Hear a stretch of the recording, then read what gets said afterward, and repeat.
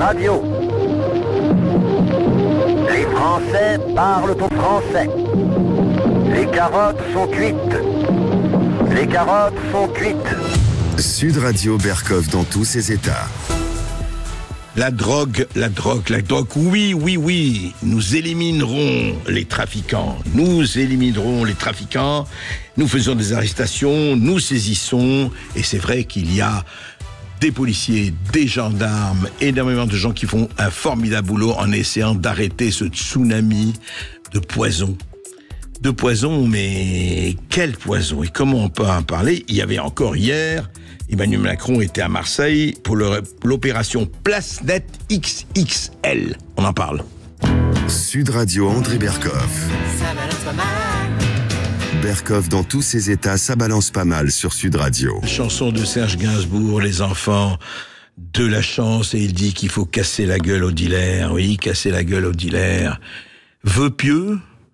Écoutez, on fait des opérations. Alors voilà, hier, effectivement, Marseille, voilà, on sait très bien ce qui se passe à Marseille, comme d'ailleurs dans plusieurs villes de France, hélas, avec des batailles rangées, à coups de Kalachnikov, avec des gilets pare-balles, etc., etc., etc. Alors voilà, depuis lundi, effectivement, Place Net XXL, pendant plusieurs semaines, grosse opération.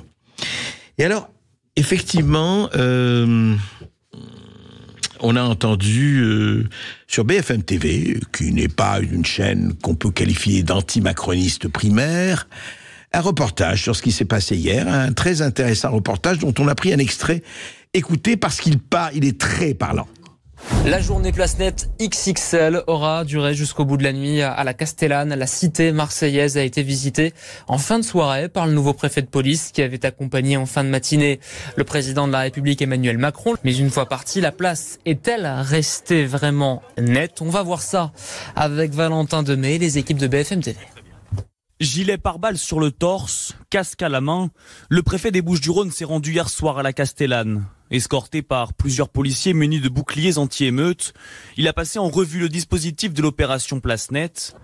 Pourtant, quelques heures plus tôt, dès que le président de la République est reparti de la cité, nos journalistes ont constaté une reprise du trafic, cette habitante également. Au moment où ils sont là, c'est un peu plus calme, mais dès qu'ils repartent, ça revient directement, ça change rien. Même une fois que toute l'opération sera opérationnelle, je doute vraiment que ça fonctionne, parce qu'il y aura toujours des moyens pour détourner la stratégie au final.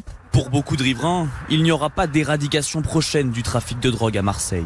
Dans un mois, ça va repartir de plus belle. Je pense, moi, il y a 50% d'électoralisme un peu, et 50% de... Non, allez, 100% d'électoralisme, je pense. Preuve de la mainmise des trafiquants sur la vie de quartier, des affiches sont placardées dans les halls d'immeubles. Les habitants sont directement menacés. Tous ceux et celles qui informent, hébergent ou collaborent avec la police, on vous traquera, on le saura. Vous connaissez les règles. Nous sommes vos amis, vos enfants, vos petits-enfants. Vos ennemis sont la police, pas nous. Voilà ce qui s'entend, voilà ce qui se lit, voilà ce qui se voit quand des envoyés spéciaux, en l'occurrence ceux de BFM TV, vont à Marseille, à la Castellane, et voient quoi? Voient des gens qui disent « Ah oui, c'est très très bien, il est venu, il est parti », et puis voilà, le trafic reprend.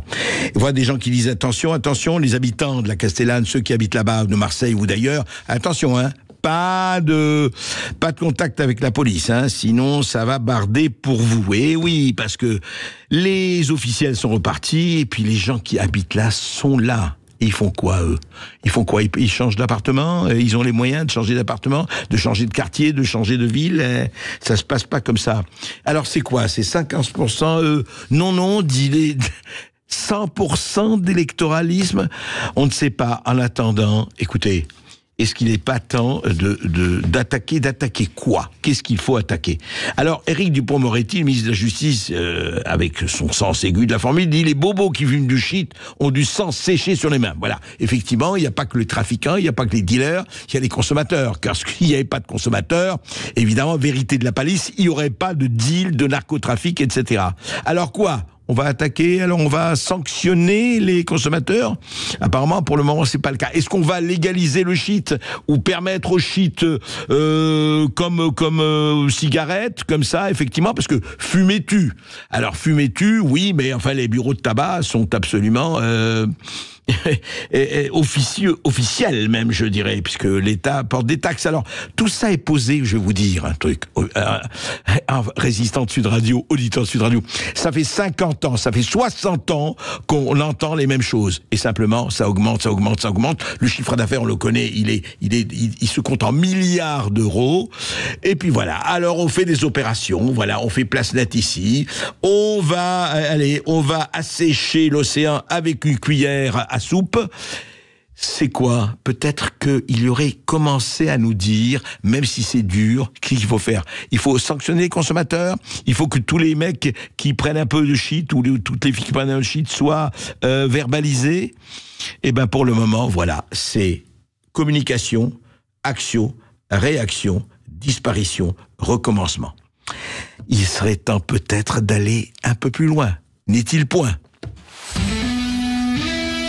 Sud Radio, Berkov dans tous ses états.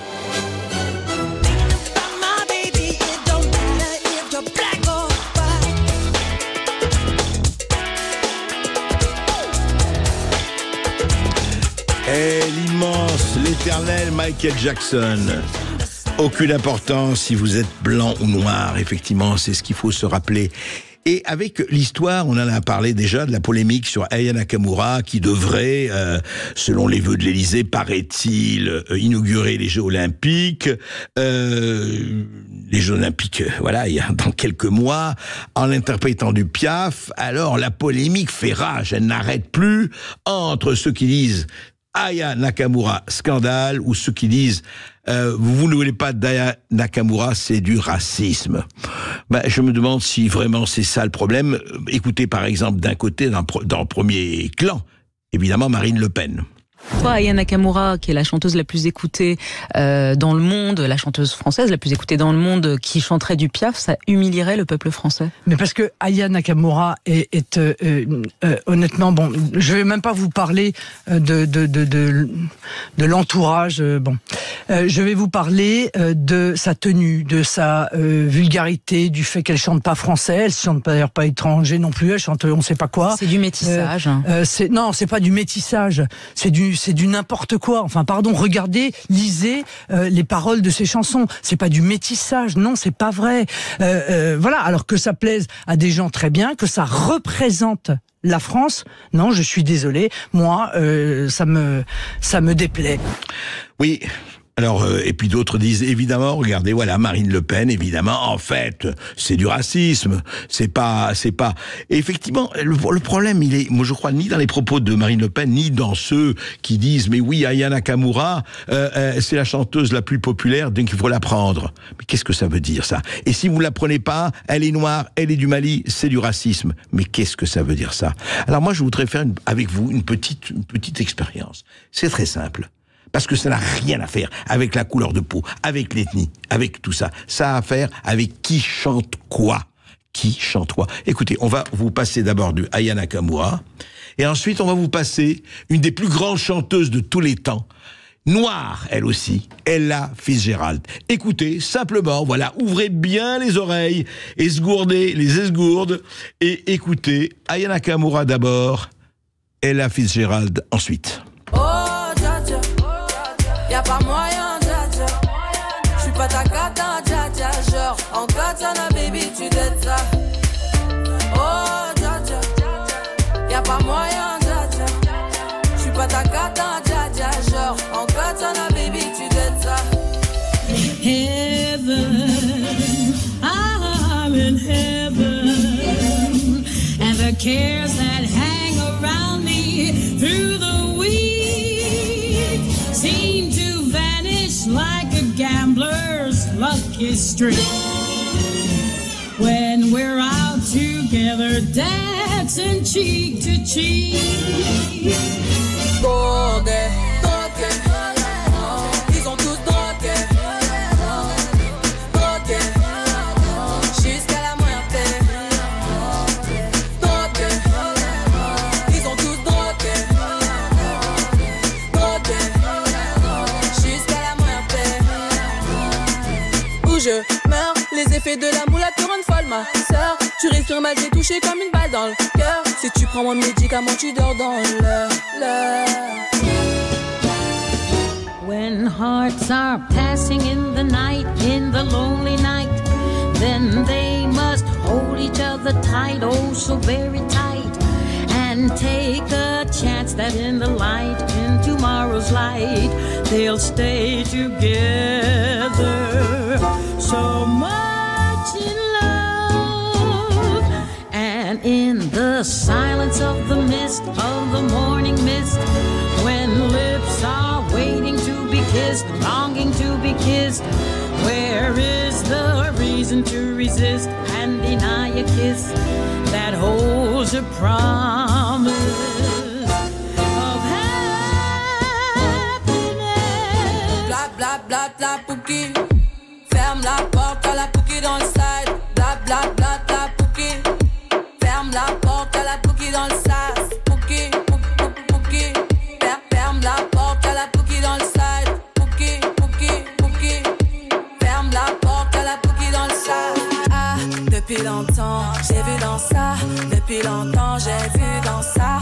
Depuis longtemps, ah, j'ai vu dans ça. Eh bien, vous avez écouté.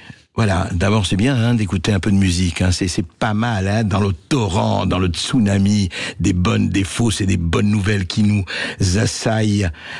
Mais écoutez, le problème est là. Alors à votre avis, dites-nous, écrivez-nous, mailez-nous, téléphonez-nous, qui vous préférez entre, par exemple, Aya Nakamura et Ella Fitzgerald. Quand je dis qui vous préférez, c'est pour dire une fois pour toutes, arrêtez de parler de racisme, de Mali, etc.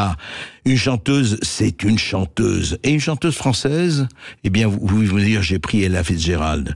Mais des chanteuses, il y en a d'extraordinaires. Et quand on dit, et c'est ça qui est vraiment au fond du compte, quand on dit, oui, la France, racisme systémique, comme disent certains rachitiques du bulbe, racisme systémique, en 1789, au moment où on a effectivement fait le 200e anniversaire, célébré le 200e anniversaire de la Révolution française.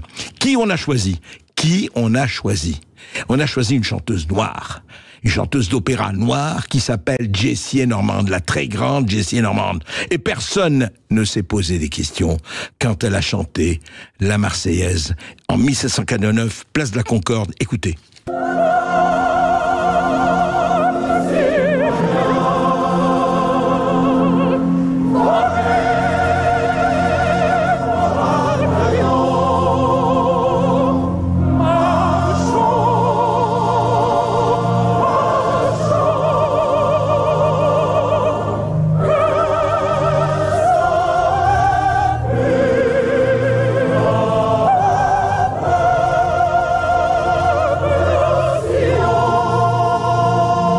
Eh ben voilà, sortons par le haut. Jessie Norman en train de chanter la Marseillaise pour, évidemment, le bicentenaire, non pas de 1789, mais 1989, bien sûr. Eh bien, je vais vous dire, voilà, qui pose la question d'où elle vient, qui elle est et de la couleur de sa peau. Mais on s'en fout. Tout le monde s'en fout. Alors arrêtez les fausses querelles imbéciles, arrêtez vulgarité ou pas. Qui a la hauteur? Qui prend de la hauteur, pour que ce soit pour un bicentenaire de la Révolution ou pour les Jeux Olympiques? Qui prend de la hauteur? Il ne s'agit pas encore une fois de juger. Chacun a ses goûts et chacun a droit, très légitimement, à ses goûts. Enfin, écoutez, c'est pas une question de modernité ou pas de modernité. Il y a l'éternel et il y a la mode. Et la mode, comme disait Cocteau, c'est tout ce qui se démode. On marque une petite pause sur Sud Radio. On se retrouve dans quelques instants pour les perles, les huées, les bravos. On va parler de reconversion professionnelle pour certains ministres. Vous allez voir, c'est à croquer. À tout de suite sur Sud Radio. Sud Radio Berkov dans tous ses états. Appelez maintenant pour réagir 0826 300 300.